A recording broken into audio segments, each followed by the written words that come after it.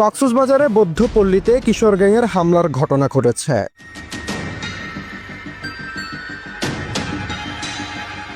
শুক্রবার 24 অক্টোবর রাতে পৌরসভার 6 নং ওয়ার্ডের বিজিবি ক্যাম্পের পশ্চিম বড়ুয়াপাড়া এলাকায় বৌদ্ধ সম্প্রদায়ের কয়েকটি বাড়িতে হামলা ও ভাঙচুর চালানো হয়।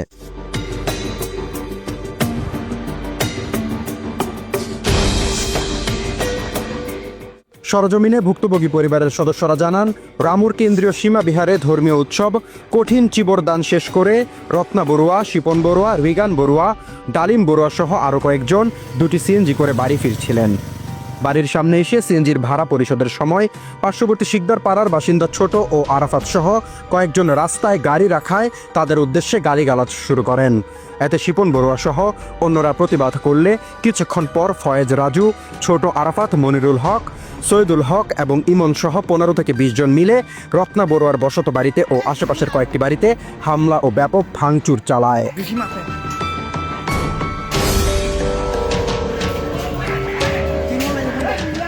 আমরা কালকে চিবরদানে গেছিলাম, বুঝছেন? চিবরদানে গেছি, ওইখান থেকে আস্তে আস্তে প্রায় 11:30 মনে হয় 11:30 বাজবে। তো সিএনজি তো যেহেতু দাঁড়িয়েছে, ওদেরকে টাকা দিতে হবে, তো 2 মিনিট সময় লাগবে। তো এই সময়ের মধ্যে ওই পিছন থেকে ওই তো টমটমটা আসছে। টমটমটা আসার পর আমরা যে ওদেরকে টাকাটা দিয়ে বিদায় করবো, সিএনজিতে বিদায় করবো, ওই সময়টুকু আমাদেরকে দেয় না, অবদ্ধভাবে আমাদের গালিগালাজ করবে। জাস্ট 15-20 মিনিট, 10 মিনিট বেশি থেকে 10 মিনিট হবে। এরপরে ওর প্রায় 15-20 জন মতো পোলা পাই, লম্বা দাঁড়া, তারপর ধারালো অস্ত্র ছিল আর হয়তো বা পিস্তল ছিল আর কি, সেখানে হামলা করছে। হামলার সময় ঘরের বেড়া ঘেরা, টিনের দেয়াল ভাঙচুর করা হয়, এমনকি মহিলা সদস্যদেরও শারীরিকভাবে লাঞ্ছিত করা হয়। কালকে রাতে 12টার দিকে হঠাৎ করে এরা এসে কি করছে, দা 30 অস্ত্র নিয়ে এরা বন্দুক আনছে, কারা বন্দুক আনছে, বুঝছেন? মানে ওইখানে কোপাইছে, ওইখানে কোপাইছে। আমাদের ছেলে মেয়েরা বাইর হতে পারে না, এদের জন্য 3-4টা বাড়ি করে এরকম হামলা হয়েছে। এর আগে আইনের ব্যবস্থা নিয়েছি, স্টাম্প হয়েছিল, স্টাম্প হওয়ার পরে এরা এটা কি পরোয়ানা করে না, এরা ভয় পায় না। এরা ঘটনার পর ভুক্তভোগী রত্না বড়ুয়া কক্সবাজার সদর মডেল থানা এবং বাংলাদেশ সেনাবাহিনীর কক্সবাজার 17 ইসিবির কমান্ডিং অফিসারের কাছে একটি লিখিত অভিযোগ দায়ের করেন। অভিযোগপত্রে উল্লেখ করা হয়, গত 20 জুলাই ফেসবুক কমেন্টকে কেন্দ্র করে রত্না বড়ুয়ার ছেলে রোহিত বড়ুয়াকে তার নিজ বাড়িতে প্রবেশ করে বেধড়ক মারধর করা হয়। আমার সাথে ওদের সাথে আগে কোনো ঝামেলা ছিল না। এখানে মনে করেন আগে একটা যে ঝামেলা হয়েছে আমাদের বাইরের সাথে, ওর সাথে ঝামেলাটাকে কেন্দ্র করে আমি ওই দিন কোর্ট থেকে আসতেছিলাম 7টা-8টা মতো বাজতেছে। তো তখন আসছিলাম না, আমাকে ওরা ধরতে 3 জন ধরে আমাকে একটা চিকন গল্লিতে ঢুকাইছে।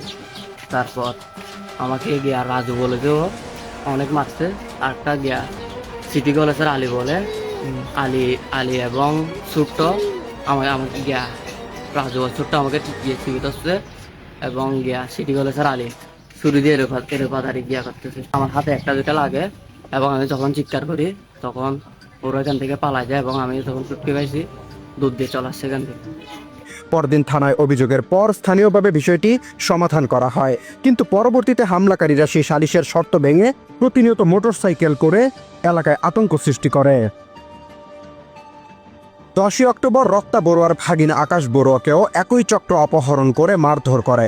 পরে তাকে শিকদার পাড়ার বুড়িপুকুর এলাকা থেকে উদ্ধার করা হয়।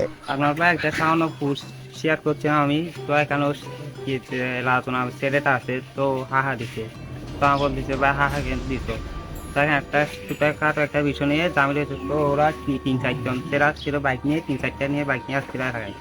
তো আমি বাসা থেকে বাইরে হয়েছিলাম, কি আমাকে 3-4 জনকে আর থেকে নেমে এর কথায় ঘুষে মেরে দিছিল।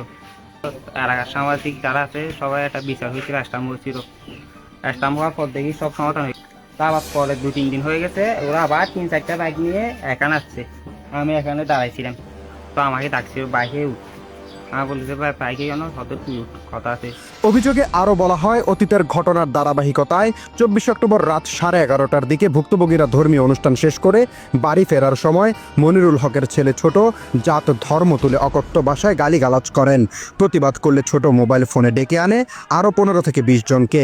তারা ধারালো অস্ত্র ও অবৈধ আগ্নেয়াস্ত্র নিয়ে বাড়ি ঘেরাও করে, টিনের বেড়া ভাঙচুর করে, এমনকি মহিলা সদস্যদের উপর হামলা চালায়। অন্যদিকে প্রধান অভিযুক্ত ফয়েজ রাজুর মুঠোফোনে যোগাযোগ করা হলে তার ভাই শফিউল্লাহ মোবাইল রিসিভ করে বিষয়টি অস্বীকার করেন। না উনি ইনভলভ ছিল না ওখানে, এখানে অন্য ফলাফল করতে ওইটা। সদর মডেল থানার ওসি ইলিয়াস খান বলেন, একটি সিএনজি দাঁড়ানোকে কেন্দ্র করে ছোটদের সঙ্গে বড়দের ঝামেলা হয়। এর আগেও তাদের মধ্যে বিরোধ ছিল, যা স্থানীয়ভাবে সমাধান করা হয়েছে।